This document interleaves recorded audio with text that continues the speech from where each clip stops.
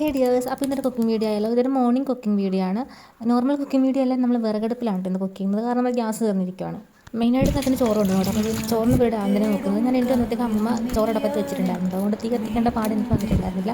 അപ്പോൾ ഞാൻ ഉടനെ പോയി നമുക്ക് കറി വെക്കാനുള്ള കരിഞ്ഞ് പെറുക്കി വെച്ച്. നമ്മൾ ഗ്യാസിൽ ചെയ്യുന്ന പോലെ നമ്മുടെ സൗകര്യത്തിൽ നിന്ന് ചെയ്തിട്ട് കാര്യമില്ല. സ്റ്റാർട്ട് ചെയ്യുന്ന മുന്നേ തന്നെ എല്ലാം നമ്മൾ അടുപ്പിച്ചിട്ടുണ്ട്, അല്ലെങ്കിൽ നല്ലപോലെ കരിഞ്ഞ് പോകും. വിറകടപ്പാണ് നല്ല ചൂടുണ്ടാവും.